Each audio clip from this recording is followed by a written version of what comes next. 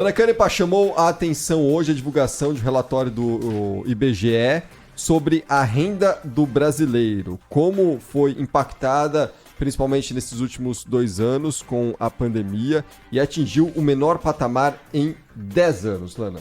Exatamente, Cris Panvec. A gente sempre fala aqui no Bastidores do Poder como as pessoas estão tendo dificuldade para se alimentar, como a renda tem diminuído, o desemprego está cedendo nos últimos meses, a inflação, a gente deu um número oficial ontem, ainda em alta, mas desacelerando. O retrato que o IBGE está mostrando no dia de hoje é do ano de 2021. E ele fala diretamente com essa dificuldade que o brasileiro teve para comprar comida. Estamos falando da renda de maneira geral, que caiu quase 7%, né, de 1.454 para 1.353, algo do gênero. Mas isso é quando o IBGE pergunta, está dizendo a renda média por pessoa, dentro de um lar, por mês, dividindo per capita, né? Então, a renda por pessoa da família durante um mês. Você pega a renda de todo mundo no Brasil e divide pelo número de pessoas, vai dar esse número, 1.300 e poucos reais na média geral. Todo mundo, essa média, teve queda no ano passado com relação a 2020. Mas se você divide a metade da população mais pobre, essa renda por pessoa da família cai para R$ 415 por mês. R$ 415 por mês. Dá R$ 13 por dia para comer, para tudo, para todas as refeições. E se você olha para os 5% mais pobres, aí é muito triste, Cris. É R$ 36 por mês. A queda da renda do pessoal mais pobre no Brasil foi de 34%. Lembra que a queda geral foi de quase 7%. A metade mais pobre teve um encolhimento o orçamento deles encolheu 15%. E os 5% mais pobres, esses que deviam receber mais ajuda, é que tiveram um empobrecimento mais intenso.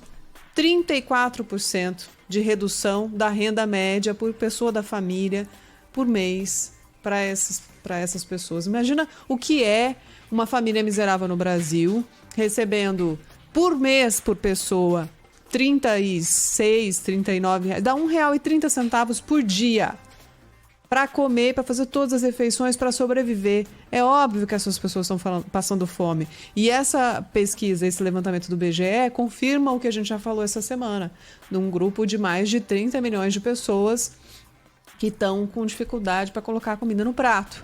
Aqui no número de hoje, os 5% mais pobres, segundo o IBGE, dá um grupo de mais ou menos 10 milhões de pessoas. E a metade mais pobre da população, que está vivendo com R$ 13 para comer por dia, 106 milhões de brasileiros. É realmente metade da população, gente. Metade da população tem um pouco mais de R$ 400 por pessoa da família, por mês. Para tudo, para dar conta de tudo, para dar conta dessa inflação, do preço do transporte público, para dar conta do remédio e da comida, e das coisas básicas, do aluguel. Muita gente ainda dependendo de pagar aluguel, com dificuldade, preço da energia elétrica. Cris, não é fácil a situação dos brasileiros. Também tem um retrato importante que é o índice Gini, que mede a desigualdade de renda no Brasil. E aumentou. A gente voltou ao mesmo patamar de 2019. Essa renda que o IBGE está mostrando hoje, de maneira geral, das famílias brasileiras, é a menor em mais de 10 anos. O brasileiro, na última década, nunca esteve tão pobre. É esse o retrato que está sendo apresentado pelo IBGE hoje. E o índice Gini, que mede a distância entre o mais rico e o mais pobre, que é a desigualdade social, mostrou que o 1% mais rico da população brasileira tem 38 vezes a renda de mais da metade da população. É surreal. É surreal, a distância é enorme entre os que estão lá no topo da pirâmide social e os que estão da metade para baixo. Metade para baixo, a gente está falando de 106 milhões de pessoas.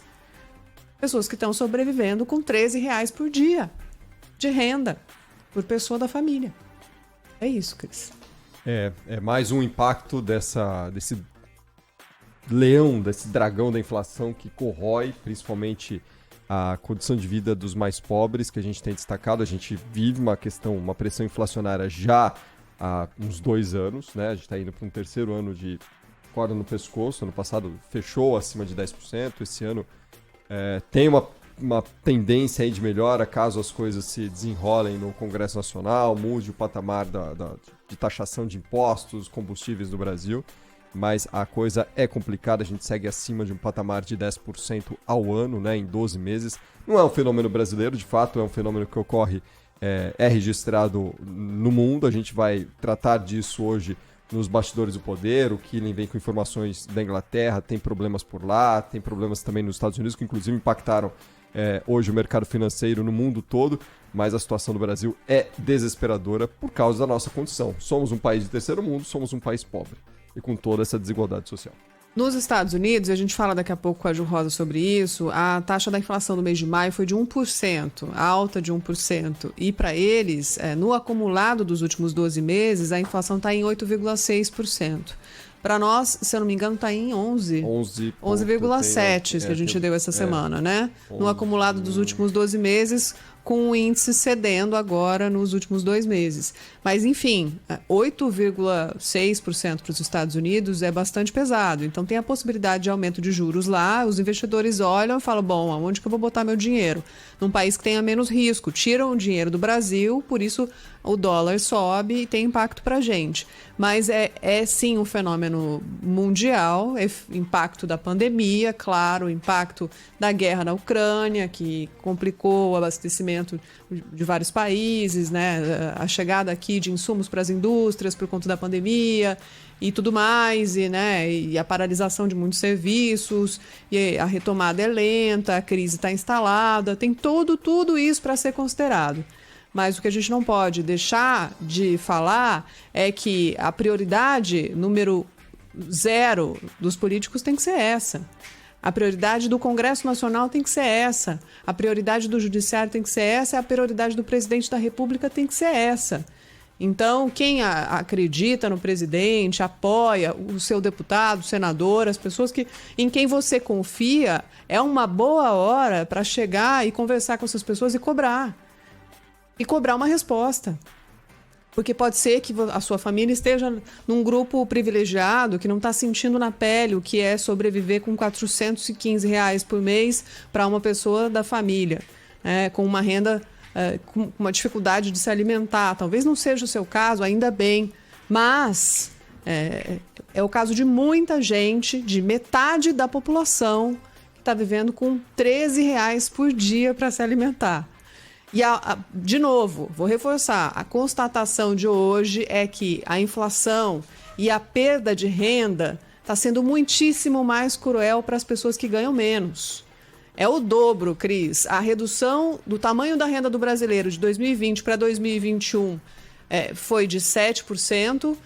Para quem ganha a metade mais pobre da população foi de 15% a redução da renda e para os 5% mais pobres foi de 34% a redução da renda. Quanto mais pobre, menos o brasileiro está conseguindo reagir e mais a renda da pessoa está encolhendo. É cruel demais o cenário. E a inflação está aí pesando justamente nos alimentos. Verduras, na carne, nos alimentos da cesta básica. Isso demandaria uma resposta do mundo político um pouco mais intensa, mais direcionada, menos tempo para bagunça, para briga, para esticar corda, porque os poderes, porque o Supremo, menos espaço para esse tipo de discussão e mais espaço para a gente falar sobre como levar comida para as pessoas que estão passando fome hoje. O IBGE só prova que o problema do Brasil hoje é a fome, é a renda. Imagina como é que está o acesso à educação e à saúde na casa dessas famílias que mal têm dinheiro para se alimentar. É terrível o cenário de hoje, Cris. Inflação